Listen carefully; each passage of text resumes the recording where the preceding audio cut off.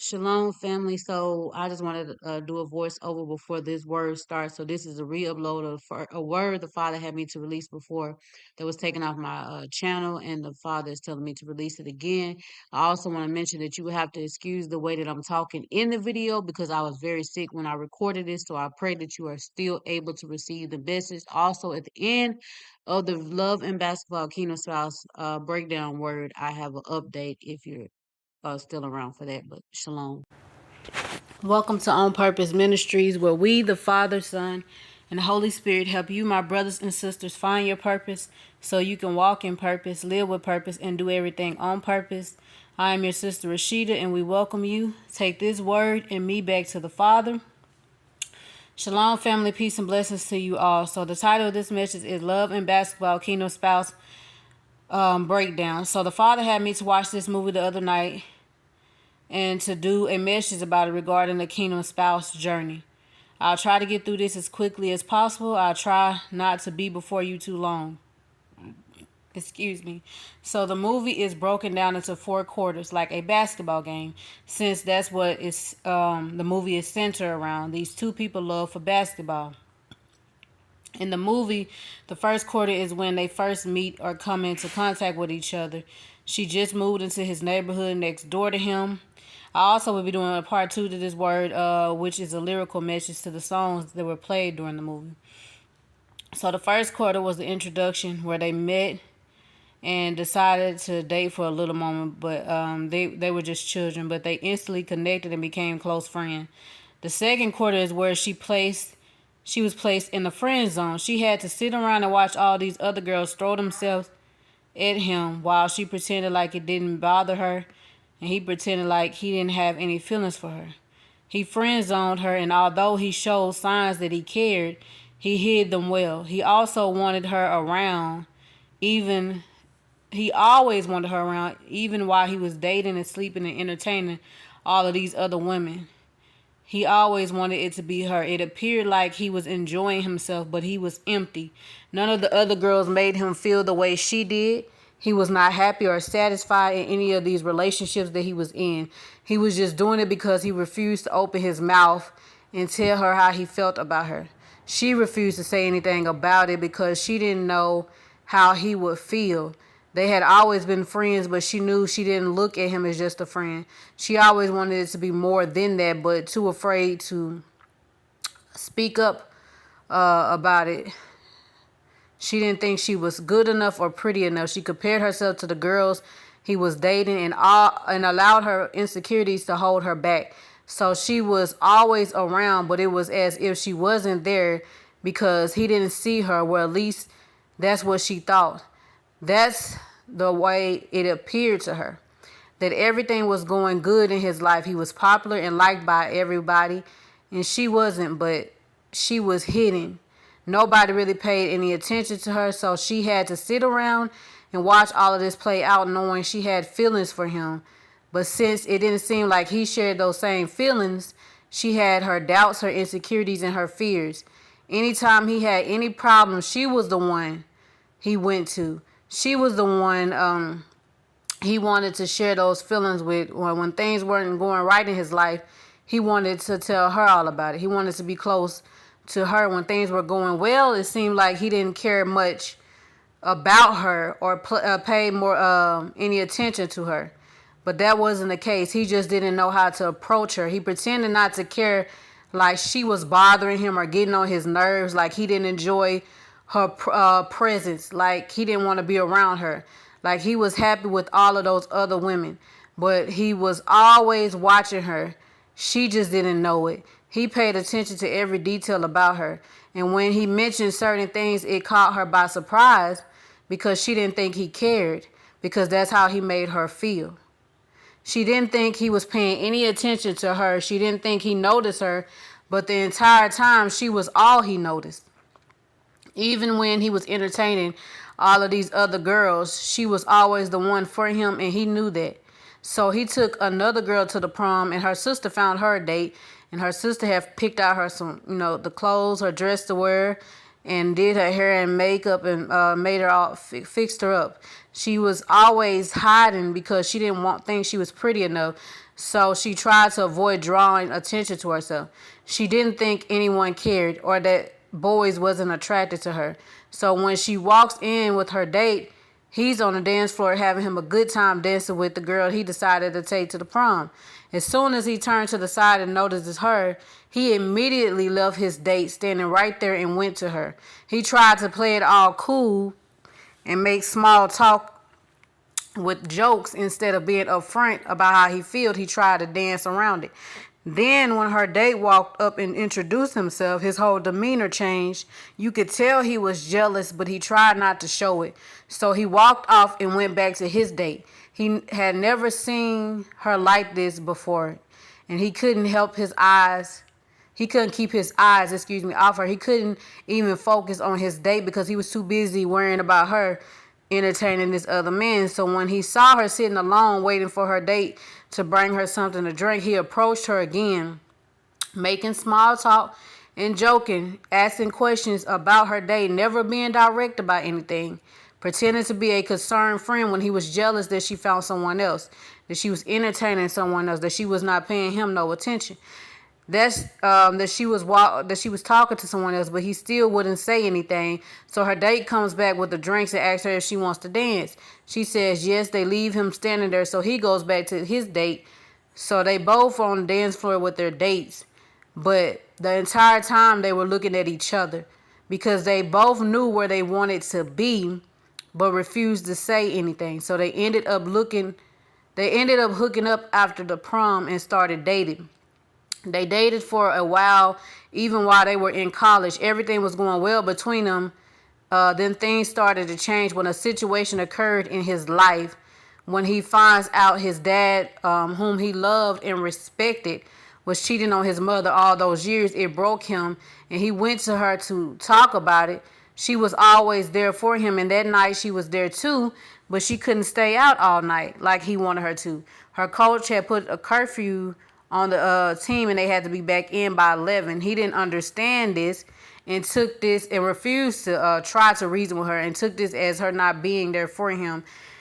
He took it as her choosing basketball over him, not taking his side. He took his anger and frustration out on her. So he became real disrespectful towards her, started talking to other women in her face, had no respect or regard for her talking.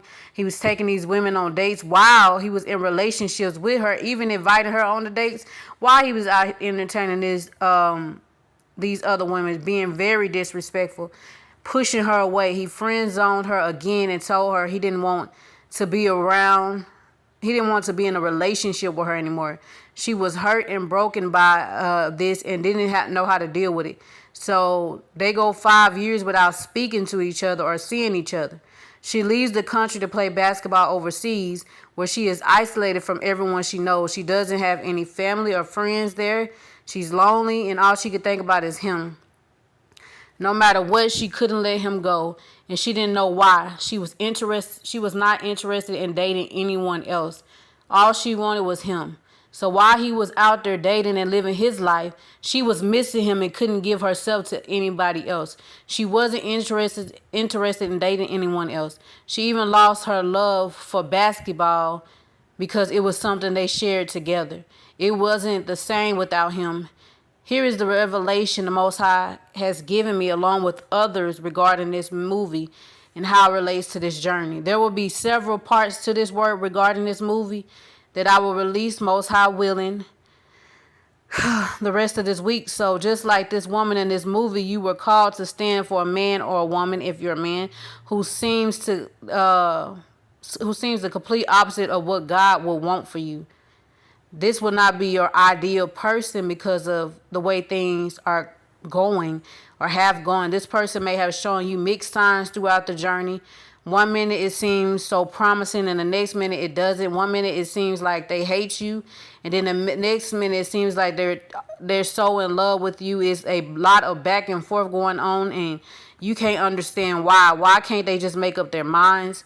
Why can't they just be honest and upfront? Why is it so hard for them to say how they feel? Yet God forces you to express your love for them repeatedly? Why do you have to be the one who constantly reaffirms your love to them, and when it seems like you get very little, if anything, in return from them? Why would God put you through this when he knows what this is doing to you? Why does this not feel like God? There are so many questions because of how this looks, sounds, and feels. I pray that these videos that he is having me to release, that the enemy has been fighting me so hard on, even now, it's difficult to get through this message because I just don't feel good. But I pray it answers those questions for you. I pray it's exactly what you need to hear. So you have this woman who meets this man at an early age. They become good friends, but she always knew it was more than that. He did too, yet because of the way he treated her, it made her feel like it would never happen. Many of you feel like that because the way your person responds or doesn't respond to you, it has caused you to feel like it will never happen, like you're crazy and delusional, like maybe you heard God wrong. No matter how hard you try to see it, it just doesn't seem possible. Each day it seems like the promise is getting further away. At this point, you feel like it will never happen because you still don't see the changes you think you should be seeing by now. Why am I doing all of this praying, fasting, and nothing seems to be changing? Why am I here? This man doesn't want me. This woman doesn't want me. I'm making it plain and clear how I feel, yet they still treat me the way they do. Why is that? If they don't want me, then I'm fine with it. I can go on with my life. But deep down inside, you know you can't because you're spiritually connected to them. And no matter how hard you try to convince yourself that you're done, you stay right there and you come right back. You just can't seem to walk away, just like this woman in this movie. She was so dedicated to this man that she didn't date anyone else. She was solely focused on him, and he was too blind to see it. Too busy entertained by all of those other women that he couldn't see the love that she had for him.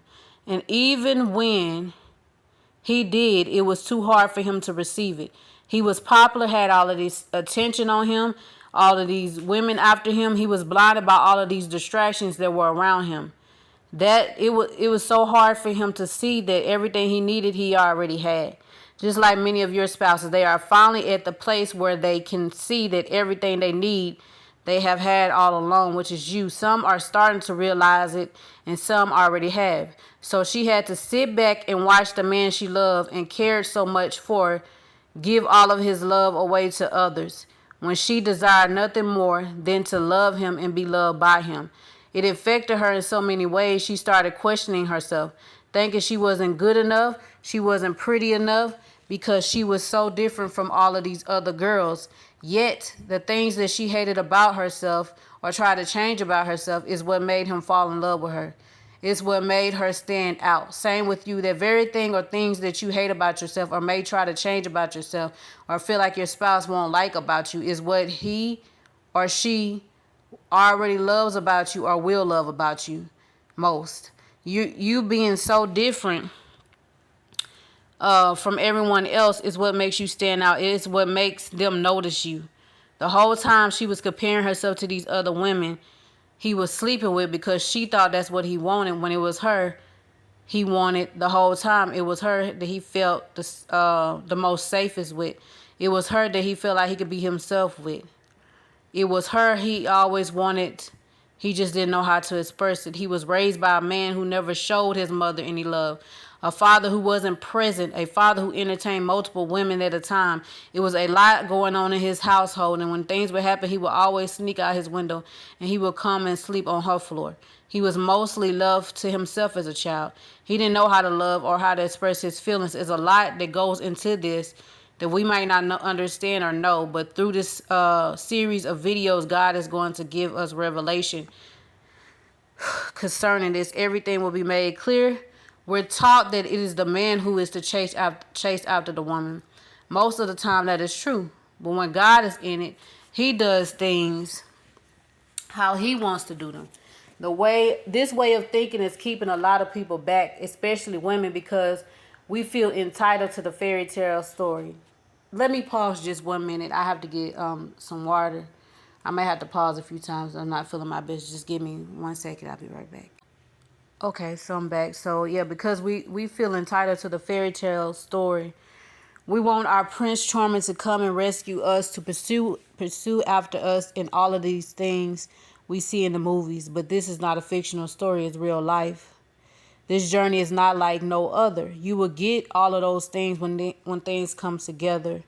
But until then, you might be the one God uses to bring this together. What I mean by that is you might be the one who have to be the pursuer, the one who's always reaching out, making contact, making your feelings known. When you look at the movie, she was the one who made her feelings known.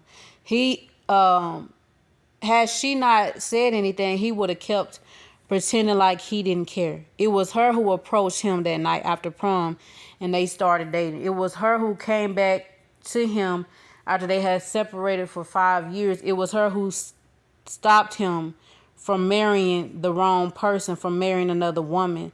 It was her, not him, that brought it all together. Just like many of you, it's you who will bring this union together. You will get all of the romance you need and desire, but it's you who God is using to bring this thing to pass.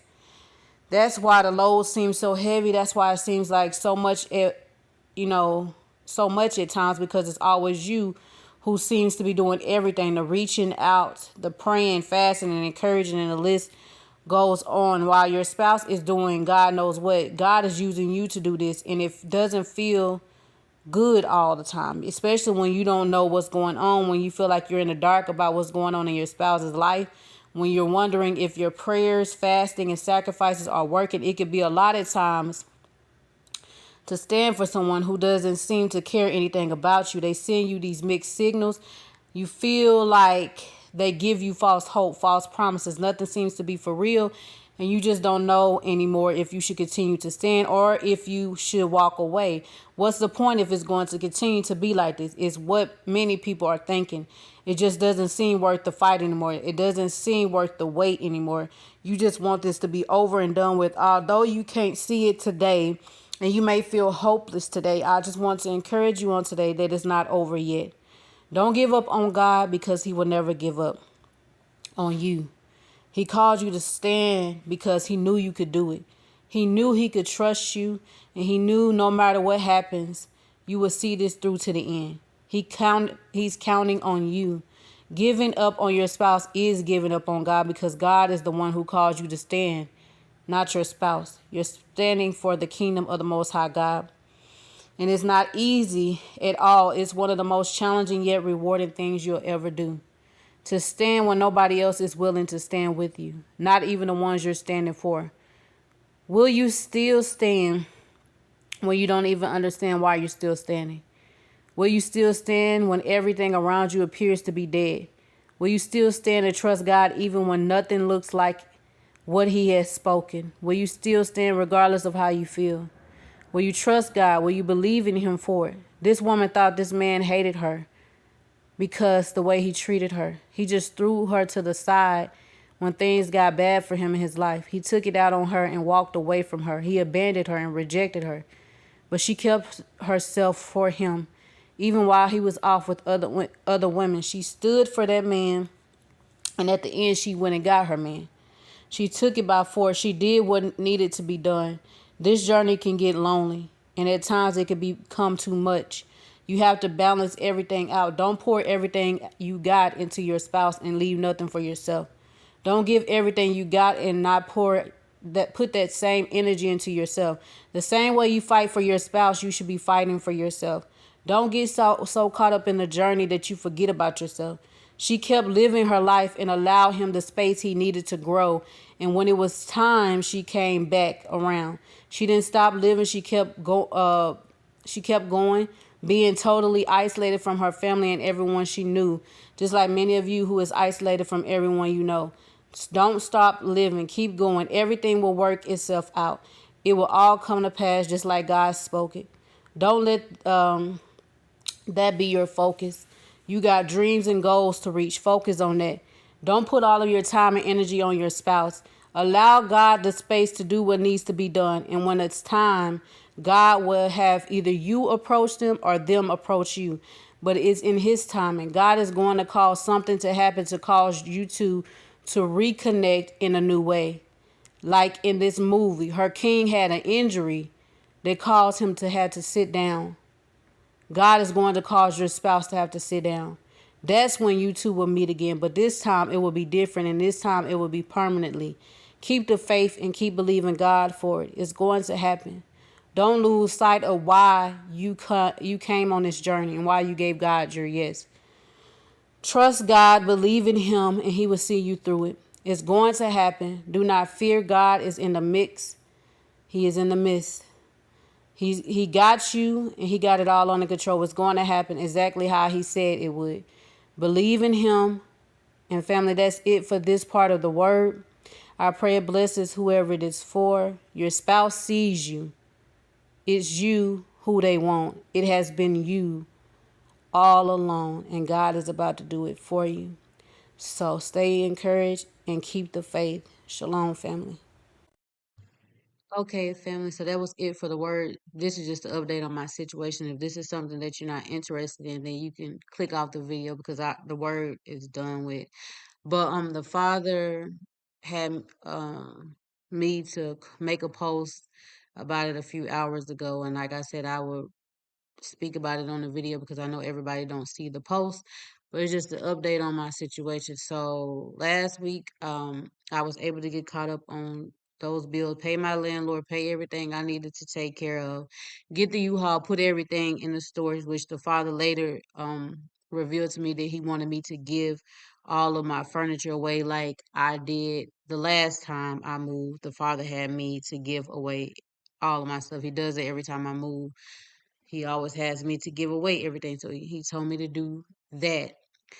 And the only thing I had left in my home was because I had the house that I was staying in had two living rooms. So it was a living room set that I was renting and the one that I had paid off. So the living room set I was renting, I had to call the place that I was renting from for them to come get it, and I called them Monday, and they said they wouldn't be able to come pick it up to this Thursday. So I told my landlord about it, and he told me I could stay the Thursday free of charge. And then the rental place called me right back and told me they couldn't pick it up to this Saturday. So I said I would have to check with my landlord, and then I checked with the landlord, and then he said that it was okay for me to stay to Saturday. It was no problem.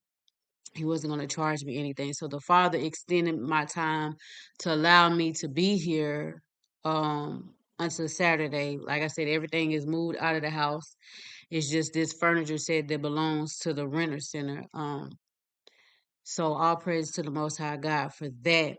So people been reaching out to me, asking me concerning my living situation. Forgive me for not responding. I just been quiet about what the Father has been having me to do because I have received many discouraging messages privately, um, and a lot of hateful things that have been said that led to me having a breakdown to where I didn't want to do anything concerning ministry work or anything. So trust and believe that I'm out here working and doing what I have to do to take care of my side of the things. So I don't want nobody to feel like I'm just depending on you or anything like that.